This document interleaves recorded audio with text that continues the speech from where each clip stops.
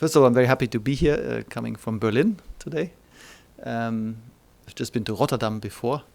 In Rotterdam, I discovered a statue of a man with a big hole in his body. And that's, of course, the city of Rotterdam with its center bombed out by the Germans.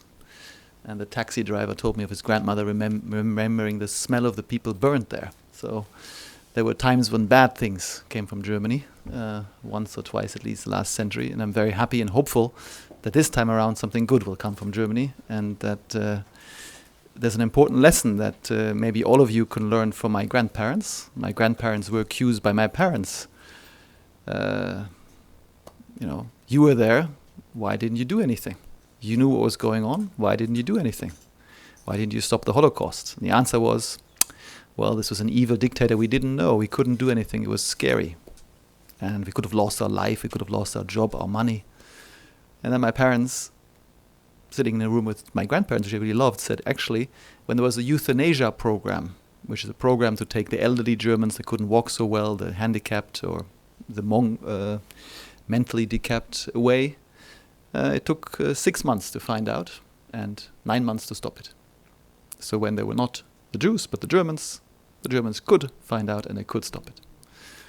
So with that said, I'm here because this time it's not just the communists or the socialists or the Jews, it's all of us that's on the spot. We all know what needs to be done. We all know what we need to do, and we're not doing it yet.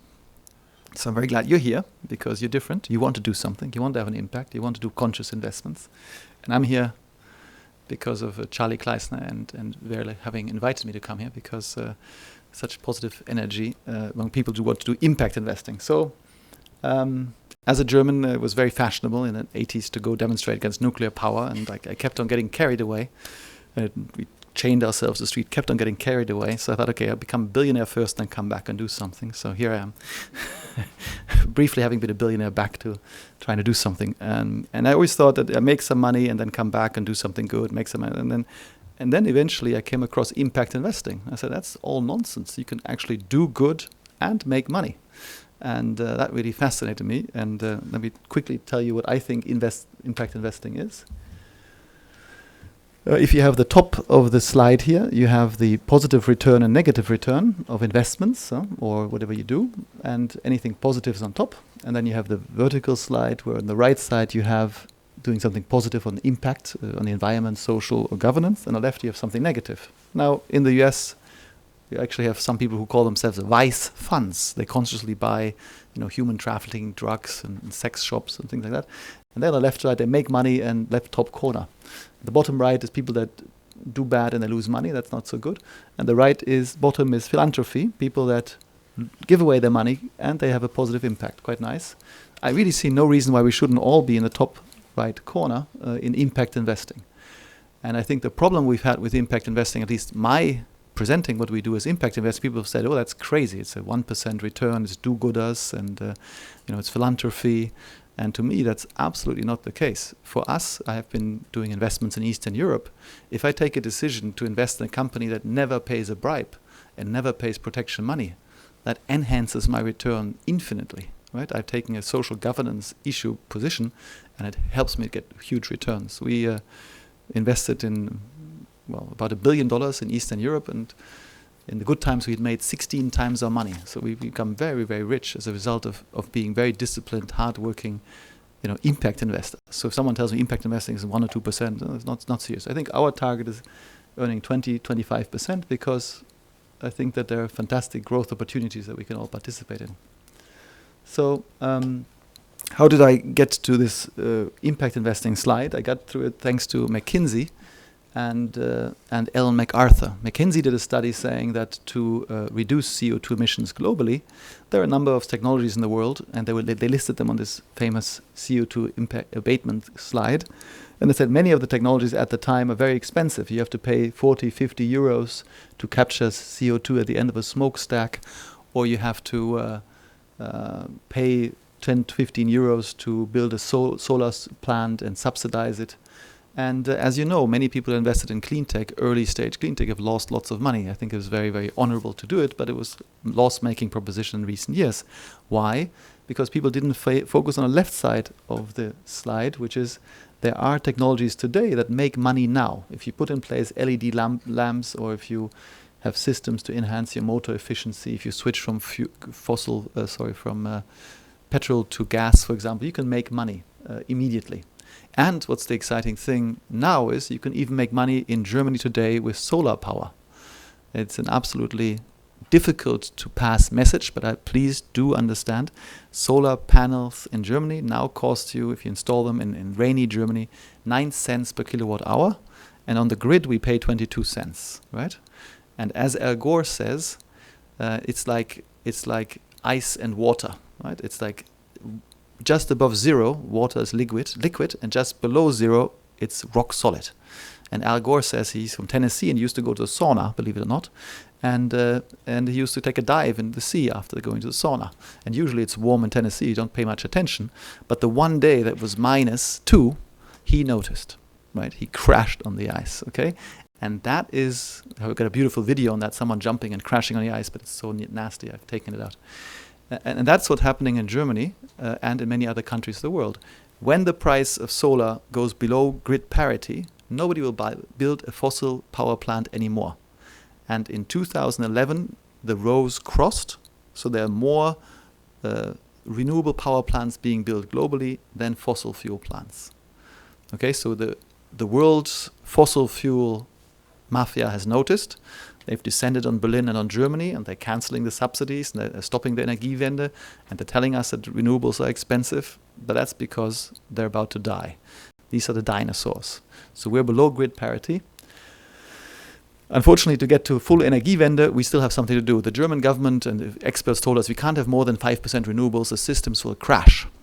It's just not the system. Then they got to 5. And they said, oh, you can't have more than 10%, the systems will crash. And then they said 15%, but it's impossible, we got to have a law against renewables, they're destroying our industries, stop now.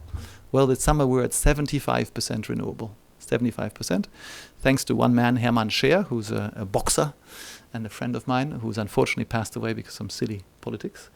But he put in place the energy the energy feed-in tariff law, which gotten us to where we are today, where the solar prices collapsed dramatically. Anyway, so what I further found out is Ellen MacArthur said that she sailed around the world alone. She said, I can also do something new. I can turn the world from a linear model, where we buy things, we dig things up, we consume them, and 99% of what we consume is thrown away in 6 months, to a circular economic model where we don't throw anything away anymore. And smart people like Warren Buffett are buying circular economy carpet companies, and we try to do business models without waste. In Russian, my wife is Russian, I spent 20 years there, the word Solotar means the gold carrier, refers to the guy who picks up the cow dung. So the guy that takes up the cow dung and stinky stuff, that's the gold carrier, right? All your waste is actually the resource for your next production cycle.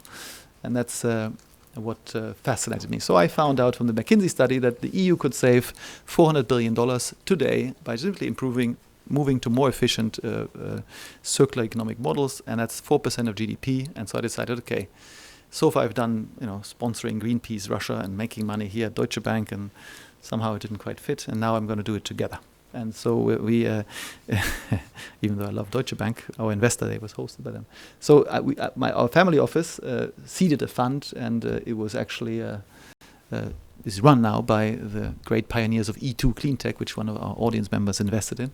And that fund is called the Green Gateway Fund.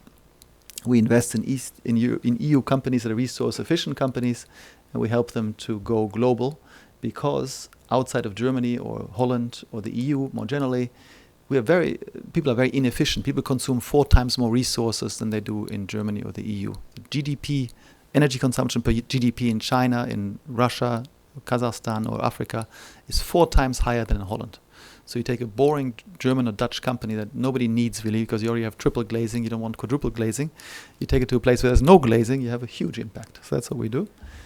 And people tell me, well, I don't really want to invest in a fund like that, because like E2 Cleantech or something like that, a new fund is scary, right? Because so far I should buy KKR1, KKR2, KKR5. I should invest in coal companies and oil companies because they've done well, they will do well. These are so-called blue chips. And here's a case of German blue chips. If you went to a German banker, I don't need to say much about bankers, but we have a great German theater piece writer, Bertolt Brecht, who wrote Mac the Knife and the Three-Penny Opera. And he said, to rob a bank is really nothing. A real professional will open one. So that's Bert Brecht. So anyway, these guys would have recommended to you that buy German utilities, high dividend yield and so forth. And they're very nice. And guess what? While everybody crashed, of course, in 2008, the German utilities will have lost you 75% of your money.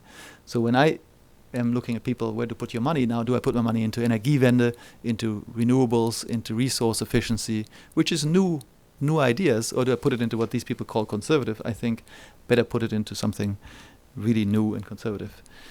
What I also found out, I've got to run, I think, in terms of time a bit. What you also probably have heard by now is there's this stranded carbon issue. There's so much carbon that's been found in the earth that we can't burn it. And the solar, as I said, is cheaper now than any of this fossil energy, so it won't be used. And today already the carbon bubble is at 21 trillion and it's growing by 1 trillion a year. And all of that's going to be written off, and it's going to be the mother of all bubbles. 3 months ago, we met with Charlie Kleisner actually 4 months ago by now, in New York, and said, let's start an initiative where we say we commit to divest from all fossil fuels and invest in renewables, resource efficiency. And this was a bunch of 30 guys around the table. Within 3 months at the United Nations Summit on 23rd of September, $50 billion of family offices and foundation had committed to divest. And it's an amazing statement. And I think that means pretty soon the Exxons and the Mobils of the world will also collapse because there's no future.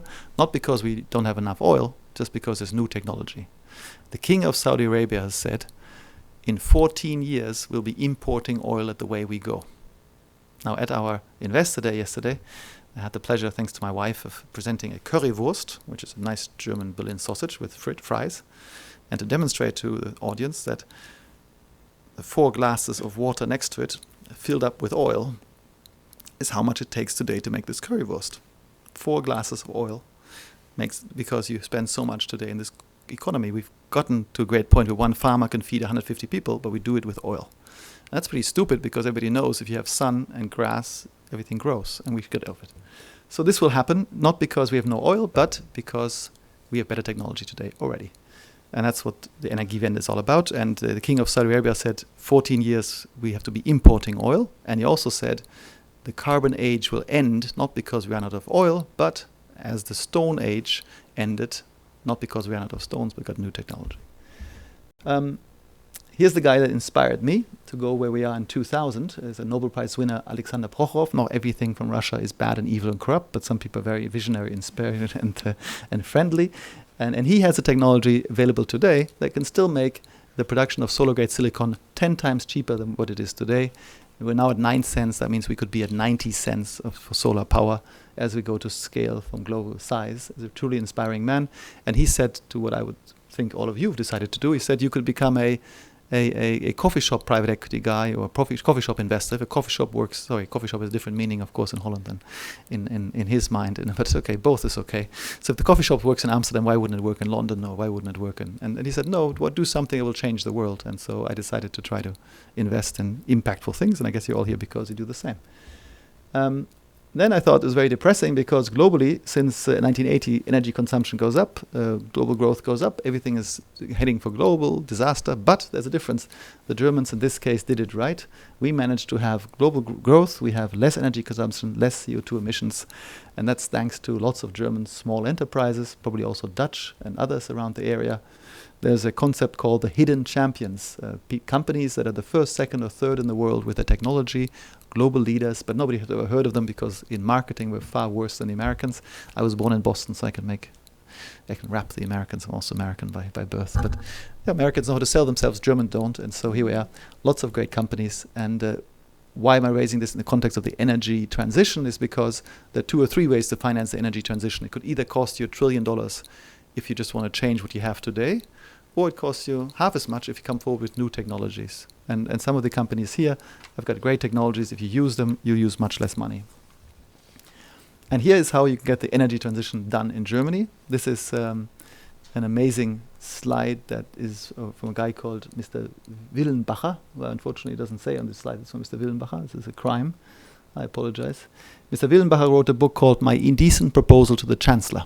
And my father has translated it into English, and I'm happy to give it to each of you as a present for New Year. And in that proposal, he said, we currently have 23,000 windmills onshore, and the German government is thinking of putting up 40,000 windmills, including offshore windmills, and build huge power lines from north or south the country. He says it's all nonsense. Stay with the current number of already permitted wind locations and simply increase the size of the towers and the diameters of the rotors, and you get much more base load. With that base load, you can cover Germany's energy needs. Additionally, you need people that can produce a bit more solar, so you can see solar go up from 5% to 25%, which is the general plan. And you need, for the backup, district heat power plants, which would be powered by the sort of stuff that Giffen will talk about last on this thing. Biofuel from second generation biofuel, that is waste. So you don't. I mean, they rightfully say every drop of biofuel is a spoon out of the mouth of a dying child. Yeah. So here, with this biofuel from waste, you can actually close the gap when there's no wind and there's no sun. And what's not on here is he's not a big fan of geothermal, but I think geothermal is also a great power. So what is possible today is that we move to 100% renewable in Germany in just 6 years. It costs just 30 billion euros a year, 1.2% of GDP. We're no longer dependent on Mr. Putin, who I didn't like at all for many years, but I really like him now because he's the guarantee that we finally will move to renewable energies in Europe.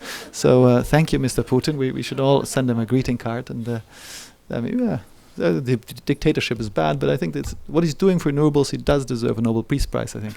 So so that's how it works. And I think that in terms of setting up the discussion today, I'm sorry it got a bit long, but is that to say, obviously we need equity to finance some of the early inventions and the technology to improve the resource efficiency, but we also need debt. And I met the two important people recently because I moved to Berlin. It's quite fun. Mr. Juncker is very committed, Jean-Claude, to move to renewable powers and 100% renewable. And Mr. Werner Hoyer, the president of the European Investment Bank, he's just doubled his capital. He's now allocating 70 billion euros a year. He wants to allocate 140 billion euros a year. He wants to allocate more in Northern Europe, and he wants to do more in renewable power. And he needs smart people like the men from SAP here to make it possible. So he wants to put lots of capital behind, and guys like us need to put startup capital into startup companies or into projects, early stage, to make this happen. If we don't get this done in Germany, I'm afraid we're going to be hitting for some trouble. And yesterday we had an amazing speaker from the, I hope that's not me, that's very embarrassing. Turn it off. It's not me, that's good. I think I'm guilty of a second phone. Oh, that's okay.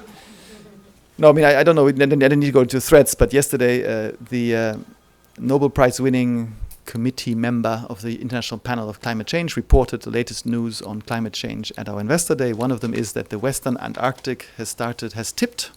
It's definitely going to melt and flow into the ocean. There's nothing stopping it, which means 3 meter higher sea levels globally, gradually. And there are other great dramatic things. So we really have to pay attention to this, and the enemies are out in force, because the lobbyists of the world have found out that if Germany gets it right, then they're in trouble. And so the oil and gas companies of the world are all paying for a big media campaign and lobbying very strongly with the German government to stop the subsidy of renewable energy. So we're going back to subsidizing lignite coal and stone coal and nuclear. Yeah. So, but we don't give up so early. So thank you for considering this. And in this case, I hope we bring something useful to the world. And with everybody's inputs, we make a difference. Thank you.